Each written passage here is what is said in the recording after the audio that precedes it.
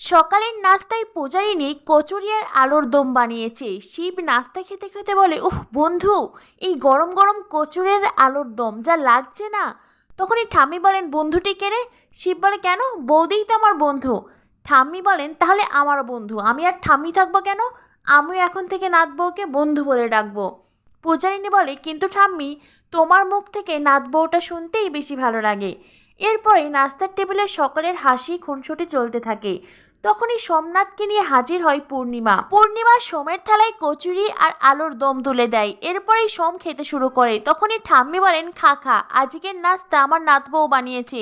গরম গরম কচুরি আর আলুর দম যা টেস্ট হয়েছে না। পূর্ণিমা পূজাকে বলে, তুমি আমার অনুমতি না নিয়ে রান্নাঘরে ঢুকেছিলে কেন? আর কখনো আমার অনুমতি ছাড়া রান্নাঘরে ঢুকবে না।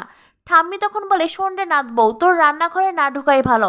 রান্নাঘরের আছে, তুই যদি কালো হয়ে যাস, তুই বরং নিজের ঘরে গিয়ে আরামে পায়ের উপর পা তুলে বসে থাকবি। ঠাম্মি কথা শেষ করতেই পূজারিনী আর ঠাম্মি মিটমিট করে হাসতে থাকে। আর এই দৃশ্য দেখে পূর্ণিমা তো রেগে আগুন। পূর্ণিমা তখন পূজাকে কথা শোনানোর জন্য বলে, তোমার মা বাবা তোমাকে কিছু শিক্ষা দেয়নি তাই না? তোমার সামনে তোমার ভাসুর ঠাকুর বসে আছেন, আর তুমি কি করছো? হ্যাঁ, কি করছো? এখন অবধি তাকে কি প্রণাম করেছো? যাও, সোমকে গিয়ে প্রণাম করো। প্রণামের কথা তুলতেই সোম বেশ আনইজি ফিল করে, আর উপস্থিত সবাই বিব্রত হয়ে যায়। পূজারিনীও বিব্রত হয়ে যায়।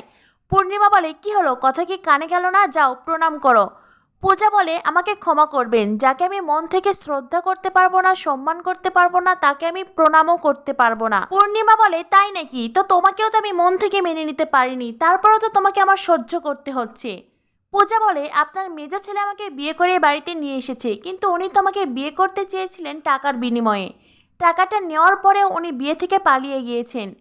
এইরকম একটা দায়িত্বহীন ছেলেকে আর যাই হোক সম্মান করা যায় না। পূর্ণিমা বলে, এত বড় স্পর্ধা তোমার? তুমি আমার সামনে দাঁড়িয়ে এত বড় বড় কথা বলছো? পূজা বলে, সত্য কথা বলতে স্পর্ধার প্রয়োজন হয় না। আমি কানে যা শুনেছি তাই বলেছি। মহারাজের বাবা বলেন, ঠিক বলেছিস পূজামা, একদম ঠিক বলেছিস। পূর্ণিমা বলে, তুমি তোমার বৌমার তালে তাল দিচ্ছ? মহারাজের বাবা তখন সোমকে বলে, আচ্ছা তুই আমাকে টাকাগুলো কবে ফেরত দিবি বলতো? তুই কিন্তু এখনো বলিসনি আমার টাকাগুলো তুই আমাকে কবে দিবি।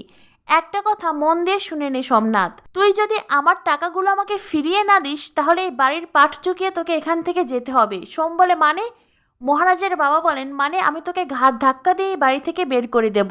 তখনই সেখানে মহারাজ আসে। মহারাজ এসে বলে, সাব্বাস বাবা, তুমি এতদিনে নিজের টাকাটা অন্তত নিজে চাইতে পেরেছো। না মানে তোমার হয়ে আমি চাইলে তো বাবুর আবার সেটা পছন্দ হয় না।